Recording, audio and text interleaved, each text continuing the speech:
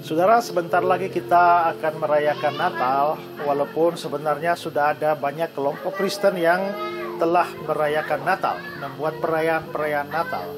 Dan sebenarnya kalau kita berbicara dari sudut pandang Alkitab, Natal itu terjadi pada waktu yang tepat. Menurut keterangan dari Galatia pasal 4, setelah genap waktunya, Allah mengutus anaknya ke dalam daging.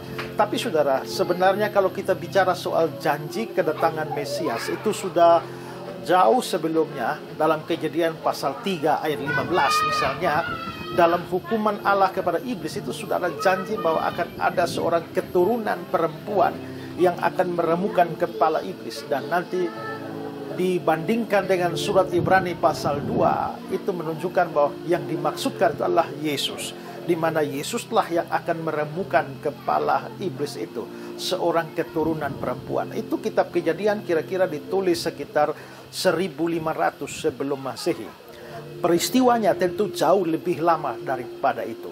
Lalu kita juga lihat di dalam Kejadian pasal yang ke-12, ada janji kepada Abraham bahwa seorang keturunannya atau melalui keturunannya semua bangsa di bumi ini akan diberkati. Dan itu tidak bisa tidak, yakni Yesus sebagai keturunan dari Abraham. Lalu kita bisa melihat juga pada waktu Yakub memberikan semacam janji berkat kepada anaknya. Di Kejadian 49 ada janji untuk Yehuda bahwa tongkat kerajaan tidak akan berlalu dari Yehuda sampai yang datang yang berhak atasnya, sang Silo itu. Dan itu merujuk kepada Yesus. Lalu di 1000 sebelum Masehi, pada waktu zaman Raja Daud, kita juga lihat Daud banyak bicara soal Mesias yang akan datang. Lalu nabi-nabi seperti Nabi Yesaya 9 ayat 5, Yesaya 7 ayat 14, ada nubuatan-nubuatan yang berkaitan dengan kedatangan Yesus. Itu 700 sampai 750 sebelum Masehi ya.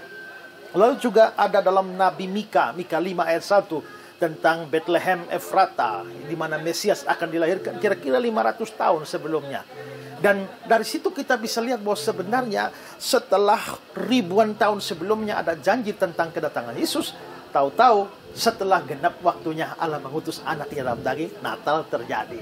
Berarti Natal itu sebenarnya tindakan Allah menggenapi janji-janjinya. Allah telah banyak berjanji tentang kedatangan Yesus Kristus, kedatangan Mesias, dan Natal itu adalah pemenuhan janji. Karena itu sebenarnya pada waktu merayakan Natal, kita sebenarnya sedang merayakan sebuah peristiwa di mana janji-janji Allah dari ribuan tahun sebelumnya itu tergenapi. Natal mengajar kepada kita bahwa Allah itu tidak ingkar janji. Semua yang dijanjikannya digenapi setelah genap waktunya.